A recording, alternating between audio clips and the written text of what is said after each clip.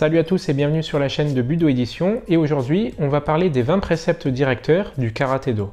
C'est parti!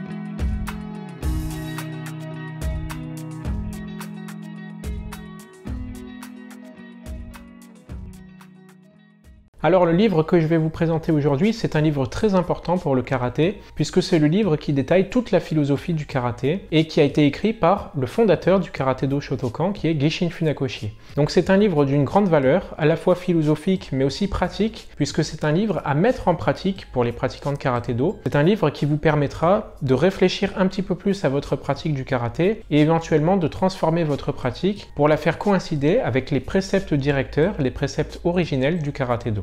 Donc le livre présente ces 20 préceptes, il est divisé en plusieurs chapitres, chaque chapitre correspond à un précepte. Vous avez au début de chaque précepte le numéro du précepte, vous avez ensuite la calligraphie originelle, et ensuite vous avez le détail à la fois du précepte, puis son explication par Gishin Funakoshi, avec éventuellement les notes de bas de page qui correspondent et qui vous permettent de comprendre le texte. Donc je vous donne l'exemple du précepte numéro 12 pour que vous puissiez comprendre un petit peu comment ça fonctionne. Le précepte numéro 12 est le suivant: ne soyez pas obsédés par la victoire, songez plutôt à ne pas perdre. Ensuite, une fois que le précepte a été édicté, vous avez le commentaire du précepte qui est écrit par Gishin Funakoshi et qui explique en quoi ce précepte est important pour la pratique du Karaté-Do. Et Gishin Funakoshi explique ça très bien, il fait même parfois référence à de grands classiques de la stratégie ou de la pensée liée aux arts martiaux. Par exemple, pour ce précepte numéro 12, il cite un passage de Sun Tzu dans l'art de la guerre, donc je crois que c'est le livre le plus connu pour ce qui est de la stratégie martiale et des arts martiaux en général, et ce passage est le suivant: en commandant ses troupes,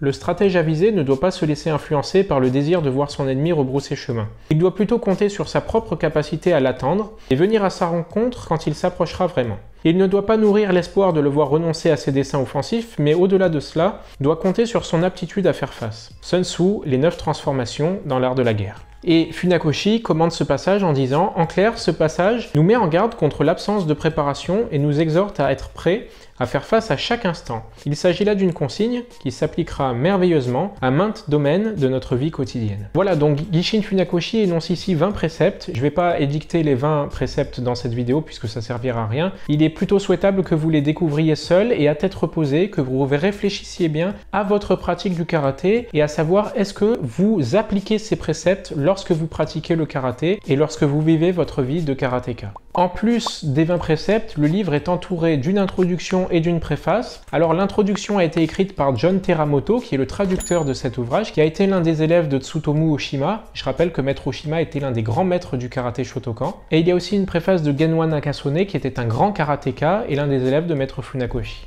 Le livre se termine par un épilogue et j'aimerais maintenant vous en lire un court passage puisque c'est vraiment cet épilogue qui représente l'ensemble de l'ouvrage. Les 20 préceptes énoncés dans cet ouvrage s'appliquent non seulement au karaté, mais aussi à tous les arts martiaux, quels qu'ils soient, et à la vie en général. Nombreux sont les pratiquants de karaté qui croient à tort que l'art martial est, en soi et pour soi, un outil permettant de remporter des combats et de devenir plus fort. Cependant, comme nous l'avons démontré dans les pages précédentes, pareilles croyances sont profondément réductrices pour l'art martial et reflètent une incompréhension totale des principes qui le sous-tendent. Bien avant d'être une simple technique permettant de décrocher la victoire en combat, le karaté est une voie sur laquelle le pratiquant polit son esprit. Aussi, les 20 préceptes peuvent-ils être mis en application dans la vie quotidienne des pratiquants et des non-pratiquants. Voilà, donc c'est un des ouvrages qu'il faut absolument posséder si vous êtes karatéka. Pour vous donner un exemple, j'ai discuté avec des karatékas qui n'avaient pas connaissance de cet ouvrage et qui, lorsqu'ils ont appris qu'il y avait un livre écrit par Maître Funakoshi qui répondait à leurs questionnements sur les objectifs du karaté, sur la philosophie que l'on doit appliquer lorsque l'on pratique le karaté et dans sa vie de tous les jours, ont été très contents de savoir que cet ouvrage existait et ont été très heureux de pouvoir découvrir page après page que les questions qu'ils se posaient avaient des réponses, que Gishin Funakoshi avait préparé le chemin pour que les pratiquants de karaté puissent suivre la voie juste. Voilà, donc c'est tout pour moi et pour cette courte présentation des 20 préceptes directeurs du karaté-do. J'espère que ça vous a plu. N'hésitez pas à partager la vidéo si elle vous a plu. Comme d'habitude, je vais vous mettre dans la barre de description tous les liens qui vous permettent de commander l'ouvrage en ligne,